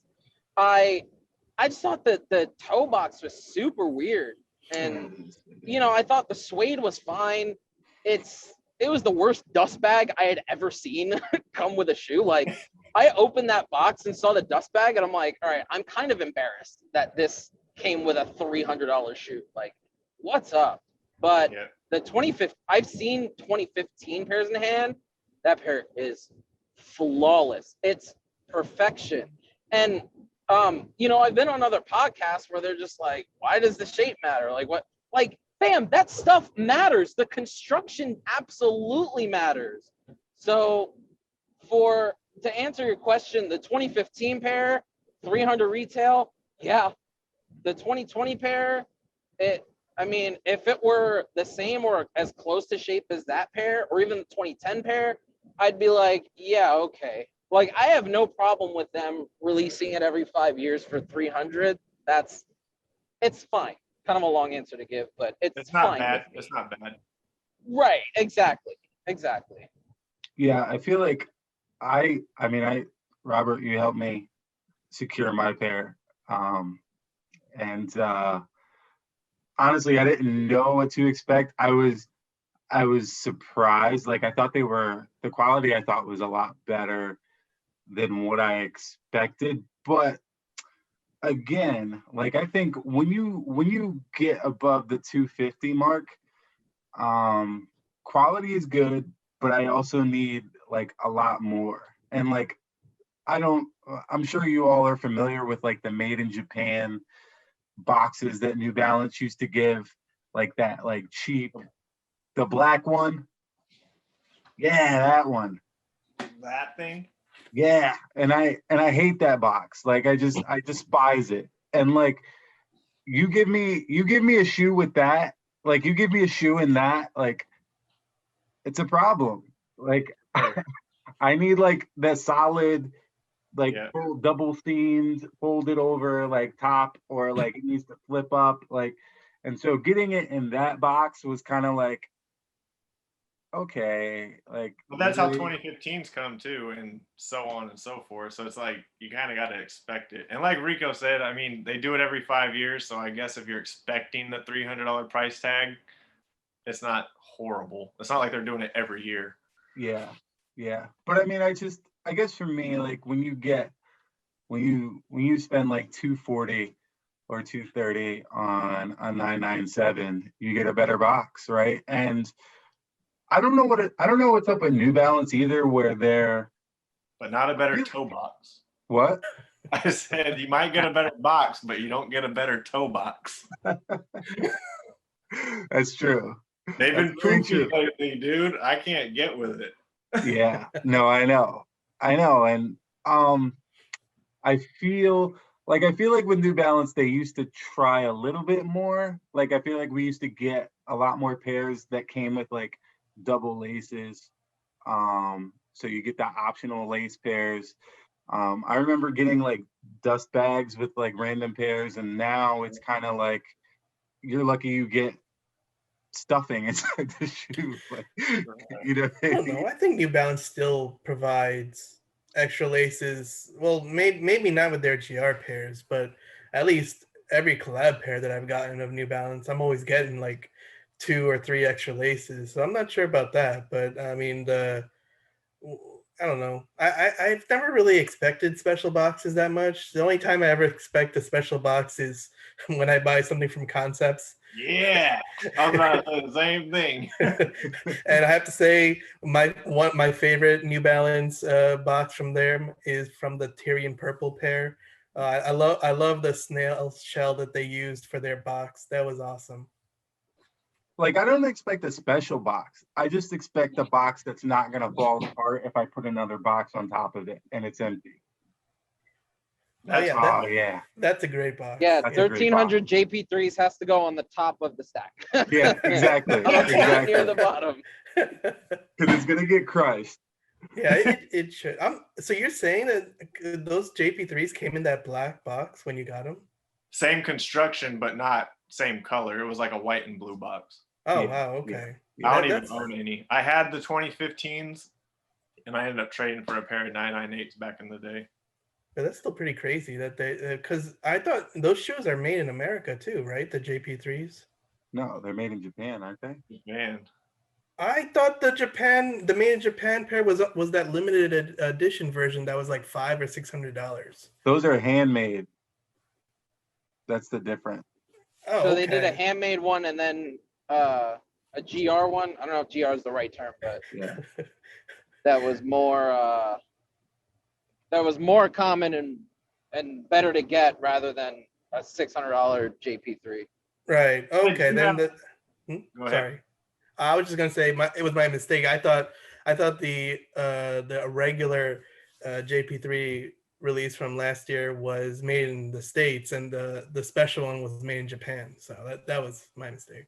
I wonder now because they also had the 30th anniversary 996. That was a Japan exclusive, but it was a USA made pair. Oh, weird. Yeah, they do The that all because of Red 996 that I got, the leather one. Yeah. Yeah. That's a made in USA pair, but Oh. Japan exclusive. Oh, that's weird. Yeah. well, That's pretty cool. Japan's got a crazy weird history with New Balance. I think that's why it ends up being like that because a lot of the stuff that they end up going for was made in USA back in the day. So I feel like that a lot of their special pairs are really are made in America actually. Yeah, I mean, I don't know. Like, I feel like with New Balances, the funny thing about them is that they seem to have switched their production and like a lot more stuff is coming out of Asia now. You know, like the 202Rs, the 327s, the 827. They have a few silhouettes that are just like, I don't mean RC. to interrupt you, Dave, but Yeah. Justin, you are correct. Okay, yeah, that's what I thought I remembered hearing something like that. Yeah. And it doesn't surprise me. I mean, the materials were good on it, but you can't see it. But yeah, made in USA. the what? The 1300 JP3 was made in USA. Oh, really? I didn't know that. Corrected. Yeah, only the special one, the limited one was made in Japan. Yeah. And I think that was what, $500-$600? Yeah, that one was crazy. Didn't come with cedar. Oh yeah, it did. That's $599. and it came with a proper box Not too. 600, not quite. Yeah. What's Dave grabbing? he grabbed his pair. Okay. Is that the 3, Dave? Yeah. That's from 2020. Oh yeah, that's the one I got you. Yeah. So does it say made in USA on it? It does. Yeah. On the There top, you it says go. made in the USA. I oversold those hella. I mean, it's still, it's still a great pair. I wish I could have gotten a pair myself, but like we've been talking about that, I think that $300 price tag sort of scared me away. I really like them. I will say, the gray that they use on the laces and like the toe box and the That line has is just, bluish hue to it. yeah. I mean, it's perfect. It's like perfect gray to me. Like that's the color. Like, I don't know. They're one of those shoes that like, I don't know if I was ever like, for me, I'm a 13. I don't know if I'm ever going to find a 2015 pair or a 2010 pair. And what, I'm going to wait till 2025 and see how that pair turns out. So no, like I had a shot, like Robert, you were able to, lend a hand. So like, I was like, yeah, I'm going to pull the trigger. And I feel like when I wear them, the more that I wear them, the more that I like them. Like the first time I pulled them out, I was like, all right, like they're cool. But then like I laced them and, I wear them and they're super comfortable. They're like like because I have those, and then I also had the Levi's 1300s that came out, and those are like the only two that I have. And they're so much better than the Levi's, like so much better. So I kind of get it, you know what I mean? And so, you know, I don't regret it at all. That's just a shoe that gets better with age. Yeah. Oh, we didn't talk about Reebok. Like I don't know. I feel torn about Reebok all the time. Like I like them. I like their stuff. I never want to pull the trigger. I swear if I see another beige, white Club C collaboration, like I'm gonna like pull my fades out. Like every Club C collaboration that they do, like Jound, and it doesn't matter who it is, like Hot Ones, it's always the same freaking color. Like I don't know. That is what I think of when I think of them. But I know that like obviously questions are like a big deal. Ricco, I think you love or think that the Hot Ones questions are dope. And I do too, but I'm not gonna buy them, right? Like that's the problem. And that's always the problem is like I'm just not gonna buy anything. I don't know. Reebok had I think it's called the Leather Classic CL. That shoe in hand is excellent. The quality's really good. I don't know how comfortable it is. I don't have a pair myself, but like everyone I know has a pair. And I think Greg from the Sneep, he must have bought like 5 or 6. He loves that shoe. He says that shoe is great. That's the one that that Pleasures did a collab with, and it was just kind of a beige pair. The one pair of Reebok that I really, really want is a pair of those Premier Road Moderns. That's another one that I look at the price point and I'm like, am I gonna spend $199 on this shoe? But like, I feel like I really should. That model is, it looks really, really good. Again, just from pictures that I've seen. I don't know if you guys have seen it, but Reebok's onto something with that shoe. If they give us more stuff like that, I really think they need to just leave questions alone. Like there are a billion pairs of questions. The only good pair of questions that came out recently was the Eric Emanuel pair is awesome. The leather on that shoe is terrific. And it's like maybe $100 on StockX. Like I don't know if Eric Emanuel just made a bunch, but it's a pink toe question. Like everyone should have lost their minds over it.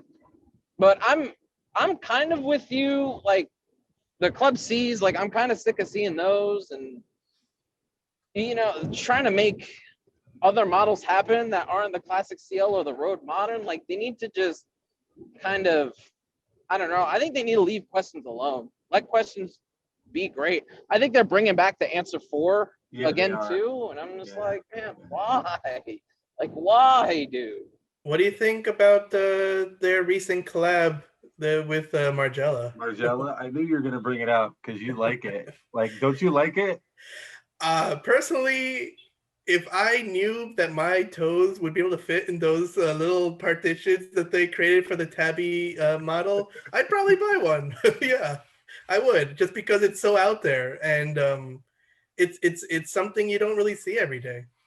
Oh, that's the one with the split. Yeah, it's the Tabby. It's they're called the Tabby. I think is the name of the type of Japanese footwear that it's trying to model after. Yeah, I could never. But tell me how it is.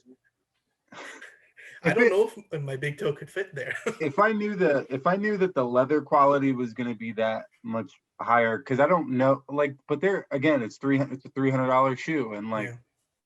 What am I paying? Am I paying $300 because it has the tabby toe, or am I paying $300 because it's like this high quality, you know, classic? No, you're like, paying $300 because Margiela's name is on it. Yeah, that's what you're paying the money for. $300 for a Margiela. I'm kind of surprised. I'm not gonna lie. Yeah. And honest, I thought they did a good job in the tongue design too. I like the tongue label that they made for it. I thought it was pretty cool. I have this like weird issue with high-end brands like coming down and trying to do stuff with like a Reebok or an Asics, like bringing it back to Asics really quick, like the Comme des Garçons, their Gelite 3, like it was cool. I liked it. Like the colors, it was awesome, but like $300, like no, I'm not doing it. Like I can't do it. I can't justify it. Like for a Gelite 3, because I know that the materials they're not like something that I've never seen before. It's not something that I'm never gonna experience with a GR for $120. So $300, like what? That's crazy to me. Yeah, I mean, most places I saw it was selling for over 300, but yeah, I mean, that price point, that was like, I saw that and I was like, okay, that's definitely a no for me. So, I mean, if I ever find it at a sale price in my size that's like below $200, like getting close to like 150, then probably I would buy it. But yeah, that price point definitely scared me away at least. Any other brands or any other silhouettes you guys want to talk about that I might have missed? Not really. Or any other Yeah, I don't think comments so. about any brands? Well, I'm looking forward. I don't have a 1300 yet, and I'm looking forward to finally getting my first one next month when Amy sends me my pair. So, God, how long have we been waiting for those? 6 It months. all Came out like a year, right? No, no, 6 months. it was like September, October when they released the pre-order form for it. So yeah, Did all you guys order those? I got the green pair. So did I. I can't even remember if I got the green or the pink pair. I might have gotten both. I don't know. But I mean, personally, I know a lot of people have hate for it because it's been so long. But for me, I've really enjoyed it because it was zero stress experience for me. You know, all I had to do was tell them which pair I wanted, pay them the money, and that was it. I didn't have to deal with crazy queues. I didn't have to go line up at like 3 in the morning in some random location. You know, I didn't have to jump through any Instagram hoops to win raffles to get it or anything like that. You know, I just paid my money. I knew it was coming sometime next year, and I was happy. That's it. How do you feel about release systems, Robert? Oh boy.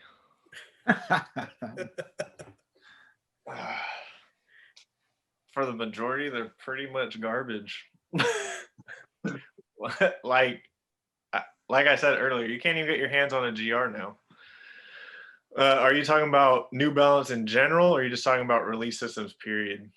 Well, I was thinking like, obviously I think you made a big switch by starting to pursue Ruse. And I think, if I'm not mistaken, part of that is because of sort of the pursuit of New Balance has become like, I don't want to say a futile thing, but it's pretty close. It's pretty close. Yeah, I set this own rule for myself. I might have told you, I told some others, I can't remember, but if I can't communicate with the company or communicate with like the company owner, and by communicate, it could be something small like a comment or respond to a message or something like that. Anything remotely that could be communication. They don't deserve my money, whether I really love the shoe or not. That was a rule that I made last year, and I've been sticking by it, and it's been working out well for me. I have passed on a lot of shoes that were pretty dope, but I got to stick to my guns. It's just how I feel. Yeah. And now, Max, I know like you tend to always have a lot of cool stuff like on deck, and you are the only person from Europe. Obviously, you can't speak for all of Europe, but is the relationship with brands different there, or do you have, yourself just better relationships with brands than we do in the United States, or what? In what particular way do you mean the question? So like, I know like here it's, and just sort of like echoing what Robert said, it's become harder to communicate like with certain brands, like especially I would say like New Balance. Obviously, there are people that I can talk to from New Balance, but I think certain brands, once they hit like a certain size, it's really hard to you know, send a message and say, hey, I got a size and this is wrong with it. Can you help me yeah. out? Things like that. Like, I was curious how it is with you, and does that play any factor into like what you buy and how you buy, or is it for you just strictly product? I don't communicate with brands normally, I would say. I know back then when the Adora was becoming a thing with all those collaborations, I had the OG N9000 pair, and that had a factory floor at 3M panel at the back. It started ripping when you wore them like 2 or 3 times, and the price point was pretty hefty. It was like 180 euros back then for a small brand like the Adora that was not on the map. Basically, there was a lot of money, and I know that was something super special. I've never experienced that before. I've just written a DM on Facebook and told them that, and they were like, "Oh, we are super sorry for that. Please give us your address. You will get another free pair on top." And I was like, "Wow, that's super crazy. Super nice customer service," and I really like that. But when you get to a certain point and you get bigger as a brand, you cannot communicate with people like that. It just doesn't work, because there will be like thousands of messages a day, probably. Yeah. And so for me, it's not that important to be in any communication with the brand. For me, it's just, of course, the product needs to appeal to me in an aesthetic way. For me, in terms of like the Adora or Kangaroos, it's what I like is that I know people, or New Balance as well, people who are producing these shoes, they are properly paid, they like their jobs, there's a real craftsmanship behind it, and it's not just putting stuff together in a machine. And that's a point where I prefer to pay more money for a product than to just buy it at minimum price and have it. Yeah, the brand communication itself, it's not a really mattering for me, because I'm when I started buying shoes for collection purposes because I liked sneakers, I've never tried to communicate with any brand. I just bought what I liked, and I was happy to wear it. And I was happy when I got a pair after camping out, I don't know, 2 days in front of a store, with no relation to any brand, because I was never into one brand specifically, like Robert was a long time with New Balance. It was just I've looked at every brand, and what I like I bought. So I never got this close relation to brand. It's, for me, it's just basically idea, quality, design, and then things like the craftsmanship that matter to me when it comes to choosing a sneaker over another one, or choosing a brand over another one. Another reason why I solely stick to like one brand, or like now 2 brands, is money. Obviously, we all can't buy every single shoe we want, right? It's just not feasible. So once I narrowed it down to like 99X only, and now Ruse, so now it's a little bit less tempting for me to like go out and buy, like the AIM 1300 or stuff like that. Yeah, I'm surprised you haven't narrowed down to like color. I'm almost there, dude. Almost there. I feel like I look at your timeline sometimes in the past, and I'm like, man, I could see like a solid color palette. Like, yeah, I almost have no blue shoes. As you Like, blue. I see at least one in the background. I said almost no.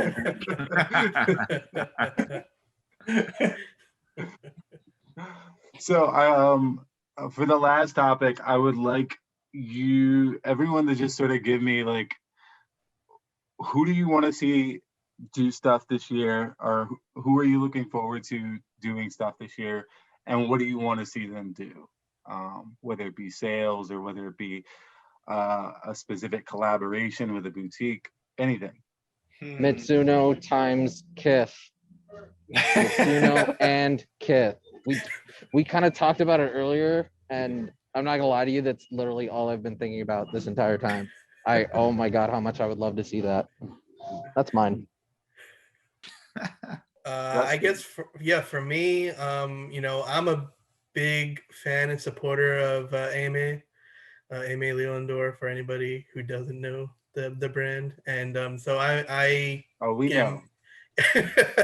So I continue my support of them, and I'm hoping, I'm always looking forward to the New Balances that they put out. And I know it's nothing new, but it's just what I'm looking forward to this year, is hoping to see, well, what else does Teddy have up his sleeve when it comes to making another New Balance colorway. So that's where I'm looking at still.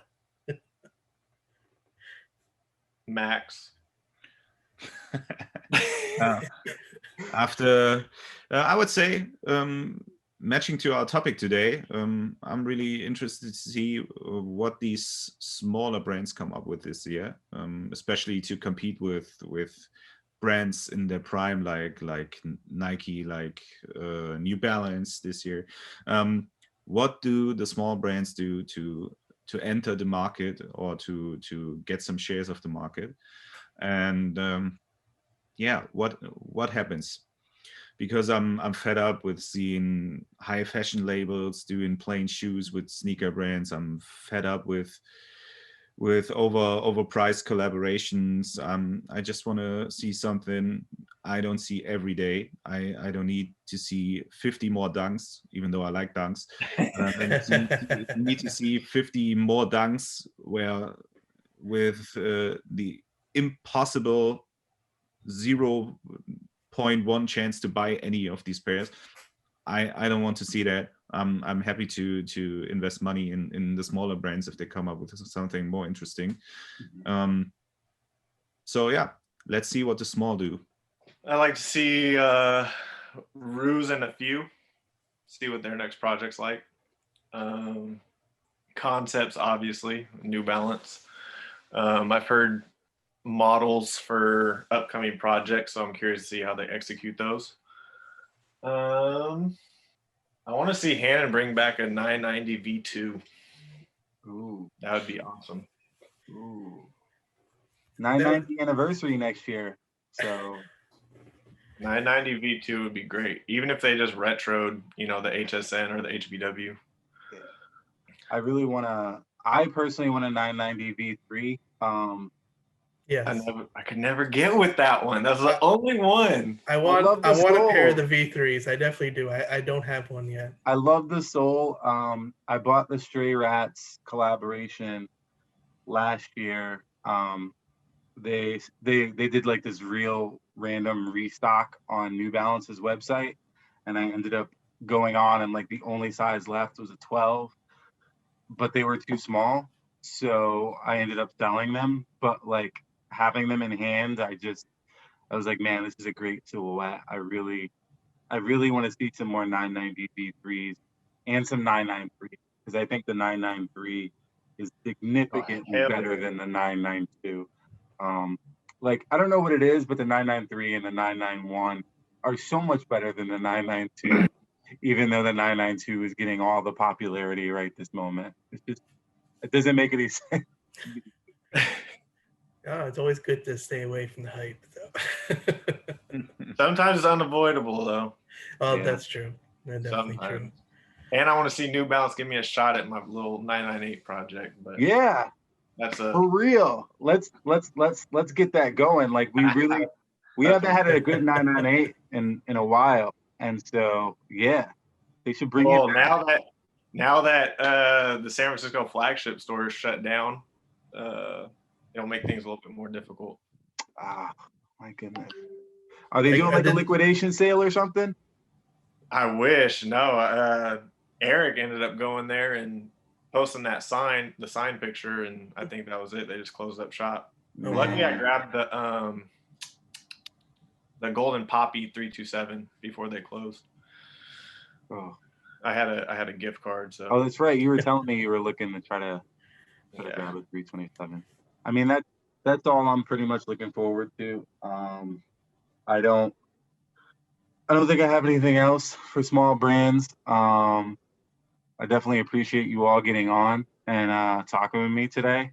This is like a weird time. It's usually at like 8 o'clock at night or right after breakfast.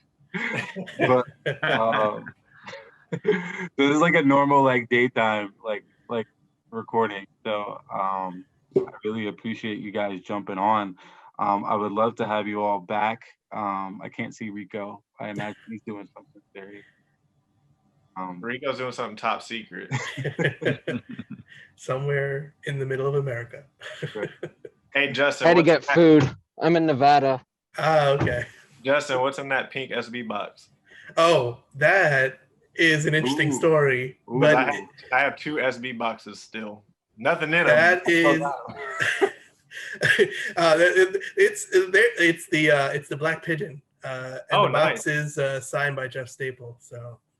Oh, I got both Pigeon 575 signed by Jeff Staple too. Oh, cool. Yeah, no, it's a long story, but basically I won this scavenger hunt he did for I believe it was his 20th anniversary of Staple Design, and nice. He invited the finalists to his place, and we all got a free special edition pair of the Black Pigeon. So that's dope.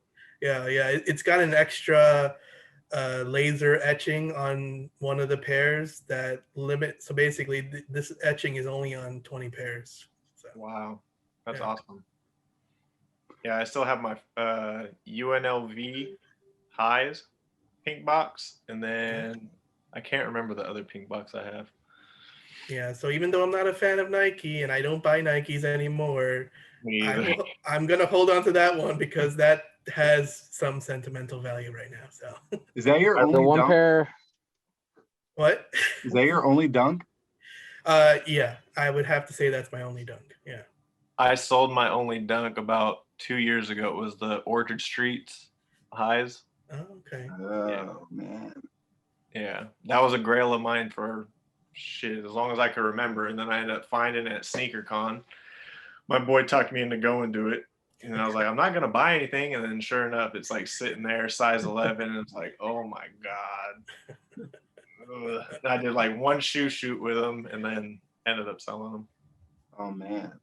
Do you have any other shoes besides New Balance and Ruse now? Do boots count? No, not boots. I was gonna say not boots because I knew you were gonna say boots. No, I don't. I do not.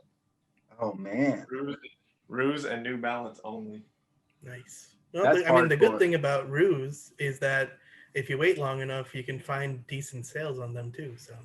For sure, but then there's some cases like that secret purple haze drop where it was only 50 pairs. Yeah.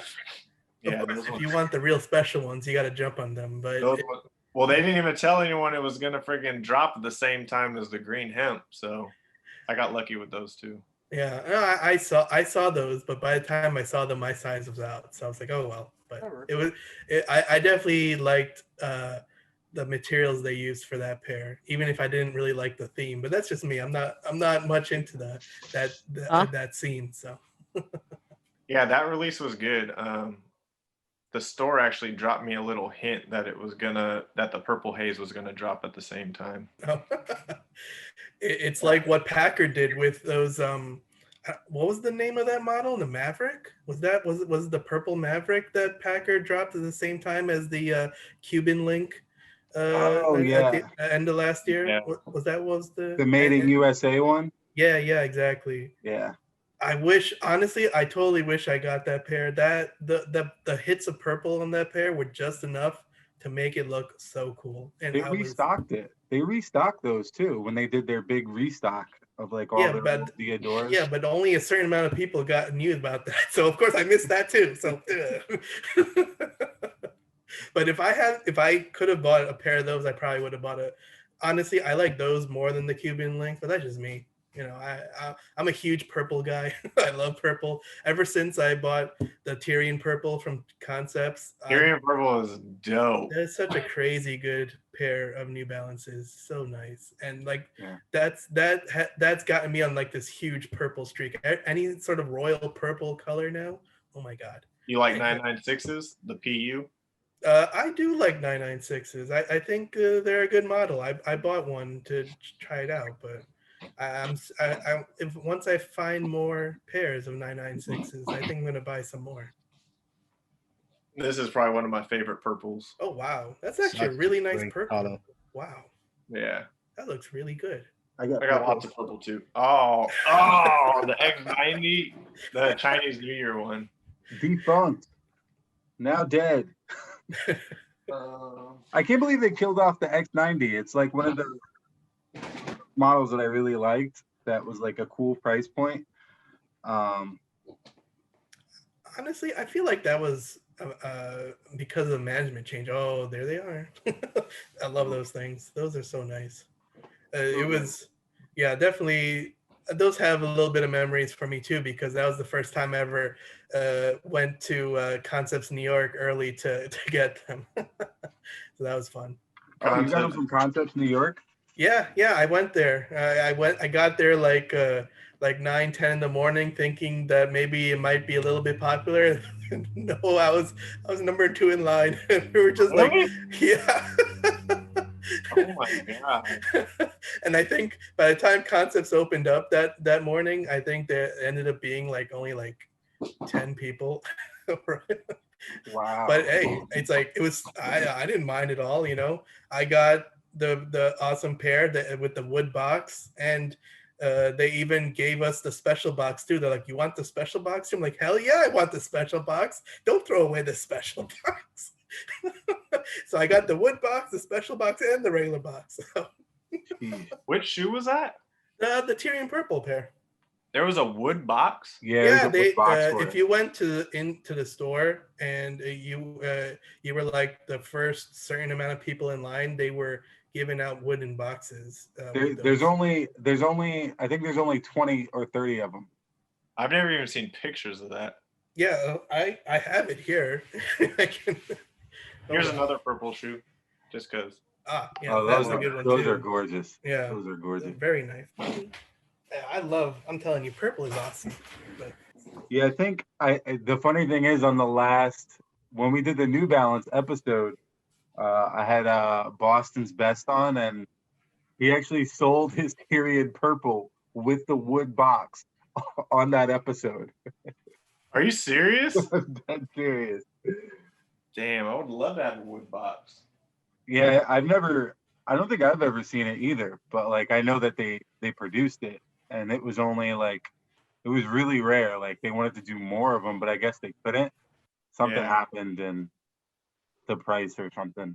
Yeah, The only Concept pair I have that doesn't have a special box is the C-Note. Yeah. Yeah, I think it was in-store only, got like the same box as the Tannery. Oh, gotcha. Yeah.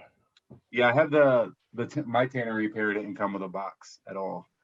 Oh, wow. I bought it resale, but I got them for retail last year, and I was so surprised that they were DS, and someone was like, "Here." Damn. But they didn't come with a box, and I was like, I don't care. I'm not gonna wear a box. sorry about that. I had to fight through my amount of sneakers to get to the box. This is the box. That's wood? Yeah, it's all wood. Damn. Yeah. And it's solid black? Yeah, no, it's a dark brown color. Oh, okay. Yeah. And then yeah. That's cool. What's on the inside of the box? This. Oh man. But yeah, it's just a plain box. That's such a great pair. And that was it, pretty much. There's nothing really, a little bit of padding. Yeah. But yeah, it's pretty cool. That's awesome. If you ever sell that, let me know. Sure. But I think I'll be holding on to these. I'm just saying, stuff happens. Always got to throw it out there. Yeah, no, definitely. I appreciate that. But yeah, no, it's definitely, this is definitely a pair I'll be holding on to for a long time. Yeah, they're super hard to get now. They were like Really? under retail for so long, and then Yeah. when New Balances started becoming popular, then they skyrocketed, and now you can't even find them.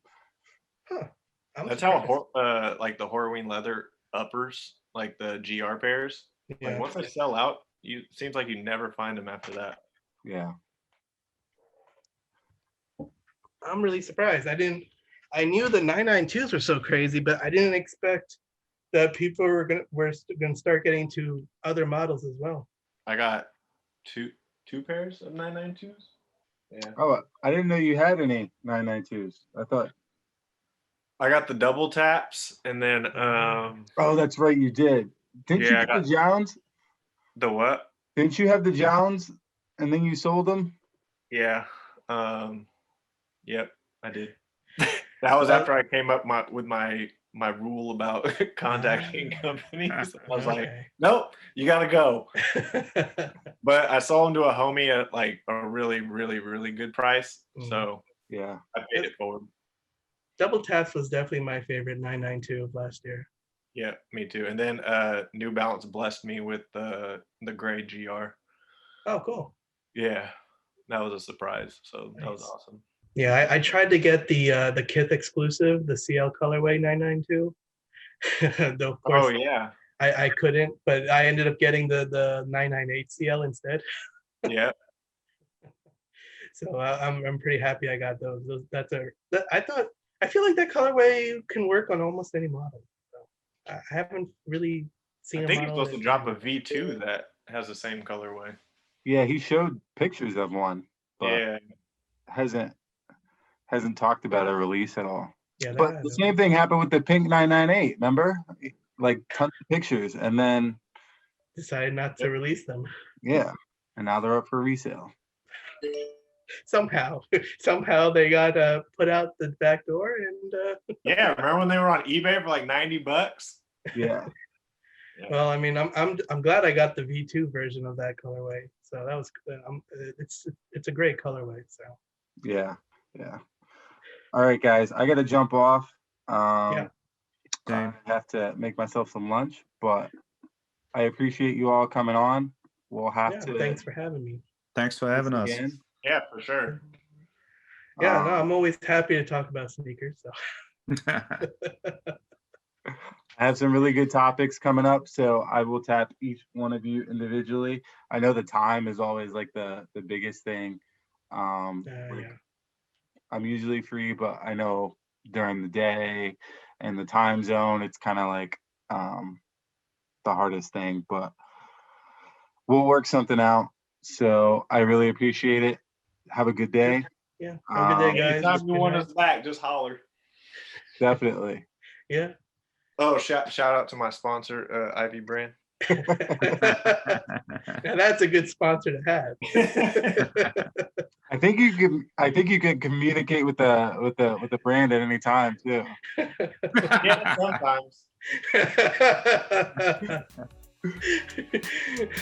So guys, I gotta head out. It was Yeah. a pleasure. Yeah, Awesome, always. guys. Talk to you Pleasure soon, meeting you, Max. Max.